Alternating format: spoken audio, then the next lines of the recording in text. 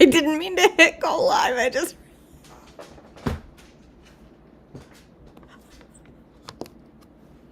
I accidentally hit the go live button. Good morning. I didn't do no countdown this morning because KJ's out of it. Bassy, what are you doing, bud? You're gonna knock over my laptop here. Yeesh, hi. All right, good morning. I wasn't ready, but I am going to go ahead and do devotions now. I accidentally hit that button.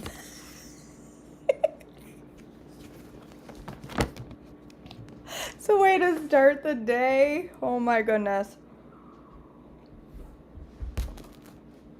All right. Pull it together, KJ.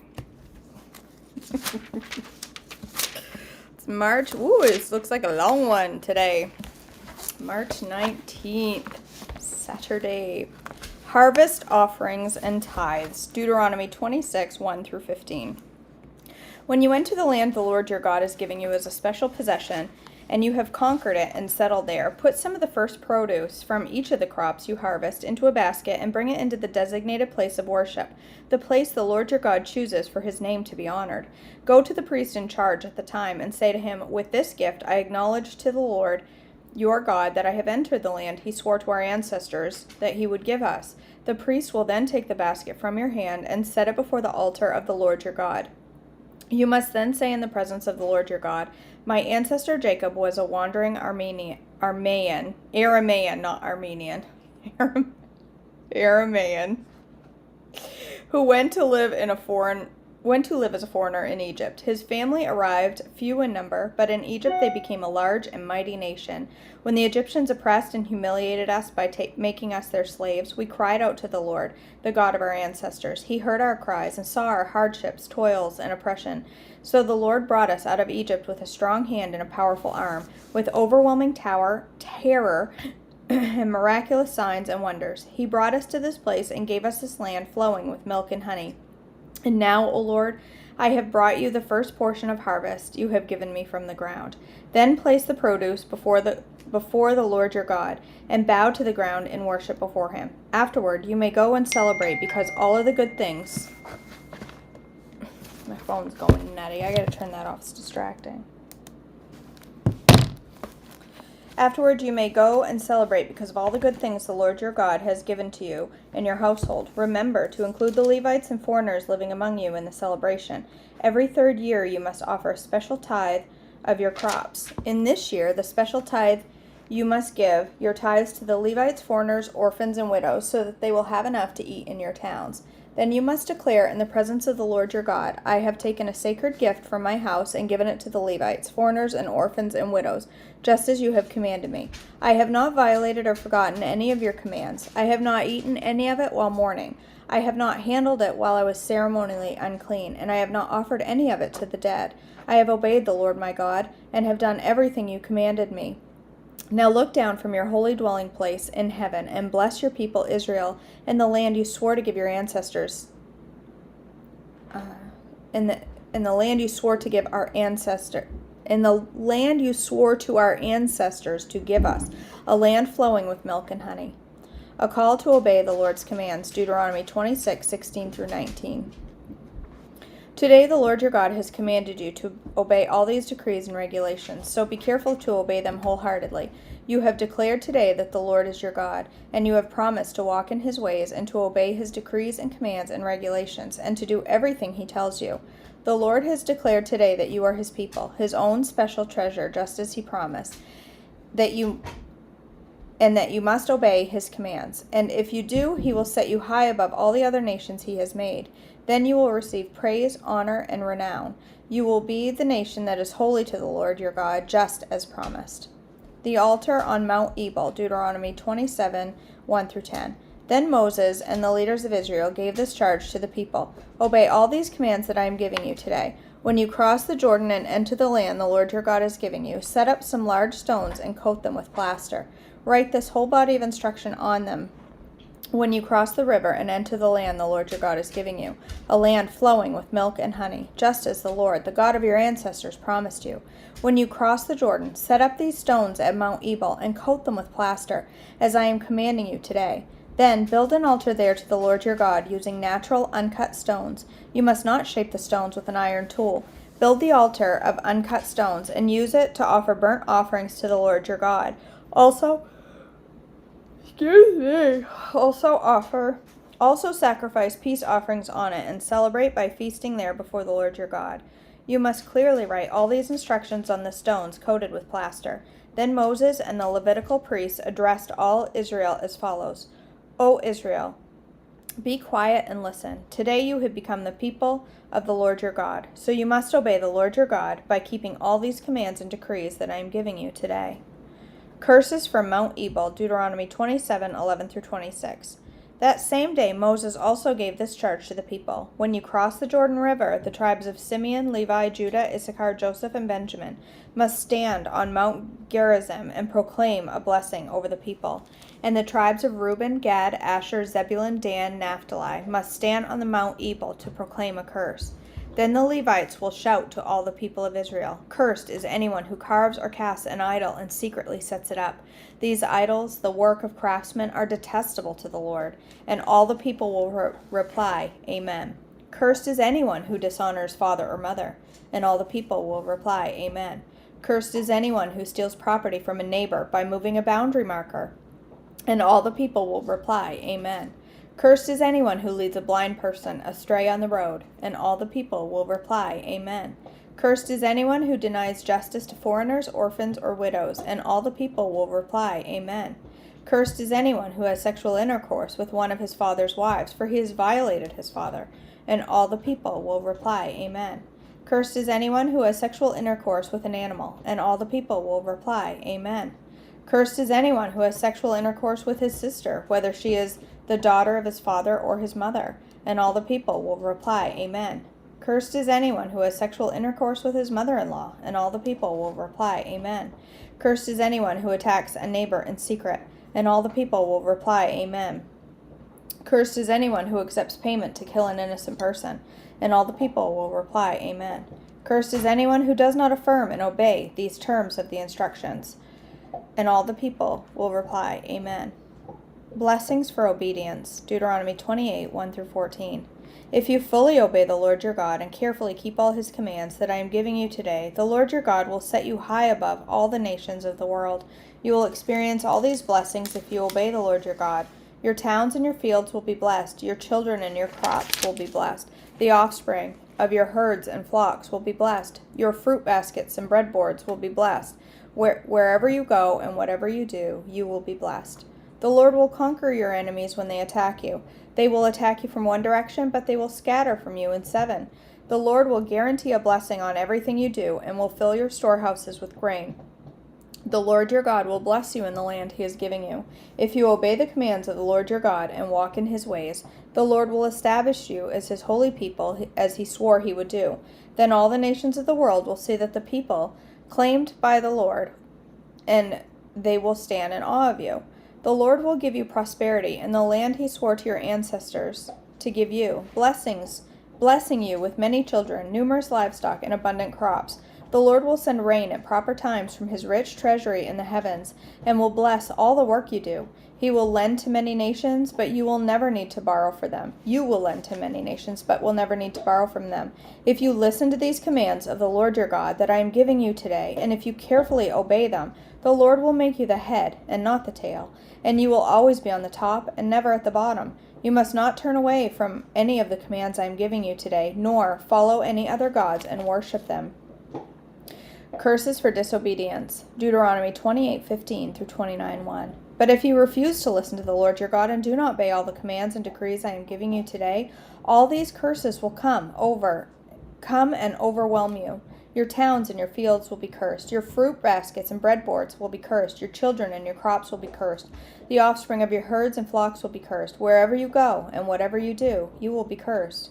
The Lord himself will send on you curses, confusion, and frustration in everything you do, until at last you are completely destroyed for doing evil and abandoning me. The Lord will afflict you with disease, until none of you are left in the land you are about to enter and occupy. The Lord will strike you with wasting diseases, fever and inflammation, with scorching heat and drought, with blight and mildew. These disasters will pursue you until you die. The skies above will be an unyielding bronze, and the earth beneath will be as hard as iron. The Lord will change the rain that falls on your land into powder, and dust will pour down from the sky until you have been destroyed. The Lord will cause you to be defeated by your enemies. You will attack your enemies from one direction, but you will scatter from them in 7. You will be an object of horror to all the kingdoms of the earth. Your corpses will be food for the scavenging birds and wild animals, and no one will be there to chase them away. The Lord will afflict you with boils of Egypt, and with tumors, scurvy, and the itch, from which you cannot be cured.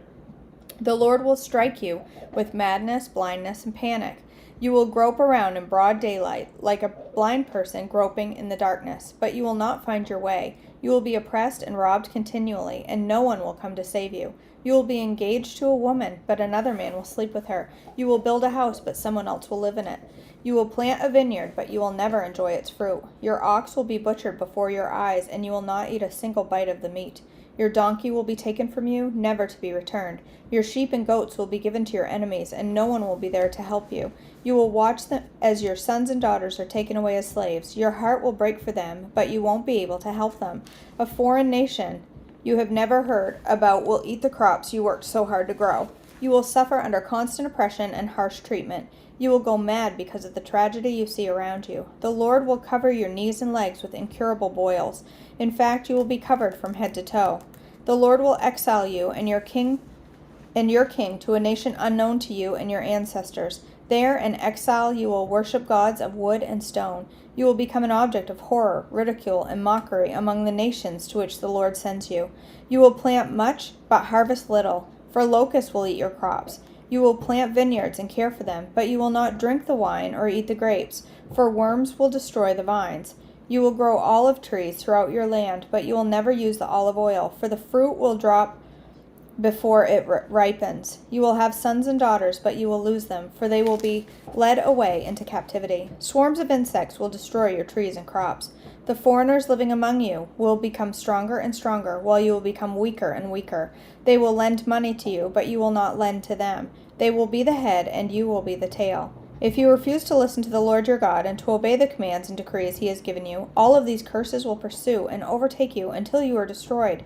These horrors will serve as a sign and warning among you and your descendants forever. If you do not serve the Lord your God with joy and enthusiasm for the abundant benefits you have received, you will serve your enemies from the Lord, whom the Lord will send against you. You will be left hungry, thirsty, naked, and lacking in everything. The Lord will put an iron yoke on your neck and oppressing you harshly until he has destroyed you.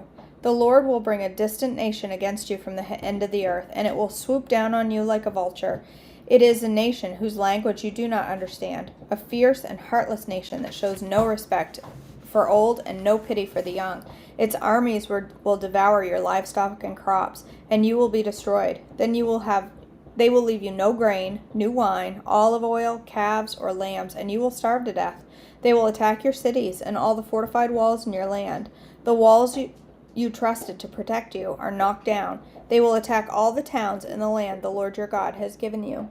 The siege and terrible distress of the enemy's attacks will be so severe that you will eat the flesh of your own sons and daughters, whom the Lord your God has given you. The most tender-hearted man among you will have no compassion for his own brother, his beloved wife, and his surviving children.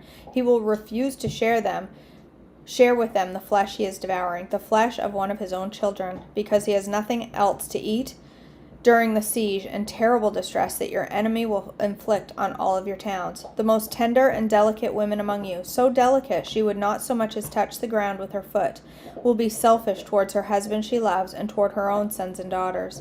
She will hide from them the afterbirth and new baby she has born, so that she herself can secretly eat them. She will have nothing else to eat during the siege and terrible distress that your enemy will inflict on all your towns. If you refuse to obey all the words of instruction that are written in this book, and if you do not fear the glorious and awesome name of the Lord your God, then the Lord will overwhelm you and your children with indescribable plagues. These plagues will be intense and without relief, making you miserable and unbearably sick. He will afflict you with all the diseases of Egypt you feared so much, and you will have no relief. The Lord will inflict you with every sickness and plague there is, even those not mentioned in this book of instruction, until you are destroyed. Though you become as numerous as the stars in the sky, few of you will be left because you would not listen to the Lord your God. Just as the Lord has found great pleasure in causing you to prosper and multiply, the Lord will find pleasure in destroying you. You will be torn from the land you are about to enter and occupy, for the Lord will scatter you among all the nations from one end of the earth to the other. There you will worship foreign gods that neither you nor your ancestors have known, gods made of wood and stone. There among the nations you will find no peace or place to rest, and the Lord will cause your heart to tremble, your eyesight to fail, and your soul to despair. Your life will be constantly hanging in the balance. You will live night and day in fear, unsure if you will survive. In the morning you will say, if only it were night, and in the evening you will say, if only it were morning, for you will be terrified by the awful horrors you see around you. Then the Lord will send you back to Egypt in ships, to a destination I promised you would never see again. There you will offer to sell yourselves to your enemies as slaves, but no one will buy you. These are the terms of the covenant the Lord commanded Moses to make with the Israelites while they were in the land of Moab, in addition to the covenant he made with them at Mount Sinai. Okay. There's that. I don't want to be in that situation. Yikes. All right. Did I change the number? Am I on the right day? I am. Oh boy. I don't like the title of this chapter. The Power of a Baby. I hope she ain't trying to talk me into having no babies, because it ain't happened. This baby factory has been closed down. Thank you, Nancy. It's been closed. Okay. Truly, God's ways are higher than our ways, and his thoughts are higher than our thoughts. Isaiah 55, 8 and 9. Would you ever dream that infants and nursing babes could defeat the enemy? And yet this is what God says in Psalm 8:2. Out of the mouth of babes and sucklings hast thou ordained strength because of thine enemies, that thou mightest still the enemy and the avenger. Every precious new baby that comes into the world, born in the image of God, is another opportunity to destroy the works of the devil. Even the Son of God, creator and ruler of the universe, came into the world as a baby, yet will one day bring all of his enemies under his feet. J.J. Stewart Perrone translates Psalm 8:2. Out of the mouth even lisping children thou hast founded strength. Thou hast made them a bulwark and defense against those who rebel against thee. With their praises and confessions thou puttest to silence the malicious slanders of thine enemies. I love the words of Frank Boreham. We fancy that God can only manage his world by big battalions abroad, when all the while he is doing it by beautiful babies at home. When a wrong wants righting, or a truth wants preaching, or a continent wants opening, God sends a baby into the world to do it. That is why long ago a babe was born in Bethlehem. Truly, God's ways are higher than our ways. Super true. All right, late night munchies. Struggling with the super munchies at night? Another reason to get to bed earlier. If you are often up until midnight, your body will beg for more food just to manage to stay awake. Too often, it is not safe or regular hungry feeling, but ravenous fridge searching instinct that seeks only foods classified as no-nos for late night eating. But even if you attempt to stick to THM foods, it seems to be the really rich, decadent stuff that ends up being gobbled, because when we are ultra fatigued, we lose our common sense. If you are truly extremely hungry in the evening and there's no way around staying up later, lighter snacks are your best option. Heavy snacks right before bed offer your body too many calories when all your body will be doing is sleeping. If your body is really screaming for a snack, try our Cottage berry whip recipe. And I'll read it for anybody that maybe watches this and doesn't follow Trim Healthy or doesn't know this recipe, but it is very good. And another option that is lighter than Cottage berry whip is the collagen berry whip. So it's half a cup of frozen berries and half a cup of low-fat cottage cheese. And if you don't like cottage cheese, don't be like, ew, I can't eat that, because it's not going to be like cottage cheese when it's done. Chill. Make it anyway. 2 to 3 teaspoons of sweet blend or 2 to 3 dunks of stevia. Place all ingredients in a food processor and process well. It's like a light and fluffy, almost like a cheesecake fluff. It's really good. Note, it is important to realize that different seasons of our lives call for different leniencies with nighttime snacking. If you are postmenopausal, you may have an even harder time losing weight if heavy snacks are eaten in the evening due to metabolism slowing down from lost hormones. If you do have a snack, it will be better as a lighter option. On the other spectrum, younger women who are nursing through the night or pregnant will definitely need an evening snack that is protein rich. Okay. Oh, peanut butter whip is so good. It is so good, Mallory. That one tends to be, if you're using peanut butter, it tends to be higher. But if you're using peanut flour, that's another good option. I love PB whip. I haven't had that for a while. I might have that today. Okay, let them know you care. How can you sit in my seat and watch a child lie in the grass in pain after falling off his bike? How can I sit in my seat and watch a child lie in the grass in pain after falling off his bike? Oh, I guess he didn't break any bones. He probably only twisted a leg or earned a few scrapes. He's probably fine. His body is probably fine, but is his mind? Is he wondering why I am not rushing to him and asking these simple questions? Are you okay? Just to make sure. Does he think I don't care? That no one cares? Sometimes we forget the importance of empathy. If we don't receive sympathy in times of pain, both physically and mentally, it can be more painful than the original pain itself, because those are the times we feel loved and cared for by the people around us and the times we feel most alone. Even if we are assured by others that someone is okay, that they need their space and need to learn how to handle their problems on their own, never ignore that little feeling inside you that calls to their aid. Sometimes empathy can be the band-aid or even the cure that lets them know they matter. Okay. Pam, peanut butter whip, I think, is in one of the Cool Whips. Cool Whips. It's not in Cool Whip. It's in one of the cookbooks. I'm pretty sure. And if not, it's on Pinterest. Peanut butter whip. I feel like it's in the cookbook. And you can put a few little chocolate chips in there too. And it's really good. It's really, really good. Don't use Cool Whip though. That's not on plan. I have still got a headache. I'm going on a week and a half with the same headache. I think it's allergies. It's got to be my sinuses right here. All right, guys. Thanks for joining me this morning. I am going to be, it's 9 o'clock. I'm going to be making a cake this morning from a box mix called No Sugar Allowed. A company sent me this to try. They said, did you bust that, buddy? They sent me a few mixes to try, and they are totally on plan. Let me give you a little preview. Oh, if I can get out of my chair. Oh. My hip hurts when I first stand up. Oh, Lord have mercy. It's not a box. I said it's a box. It's a bag.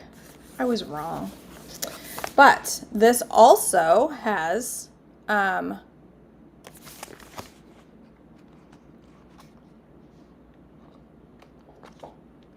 a frosting sweetener, but you use cream cheese to make it.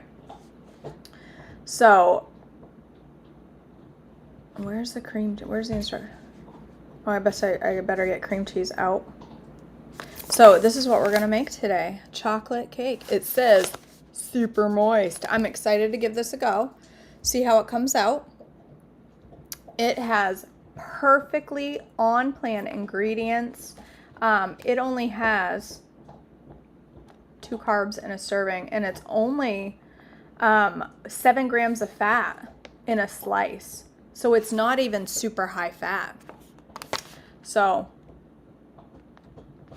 we shall see how it goes. So I'll be live for that in a little bit. I do have to upload the class from last night, which will take me just a few minutes to get that loaded and live. So I'd say probably within a half an hour I will be live, hopefully, to make cake. So I hope to see you there. If I can, while that's baking, how long does it have to bake? 30 minutes. So while that's baking, what am I going to do while it's baking? How am I going to make this live?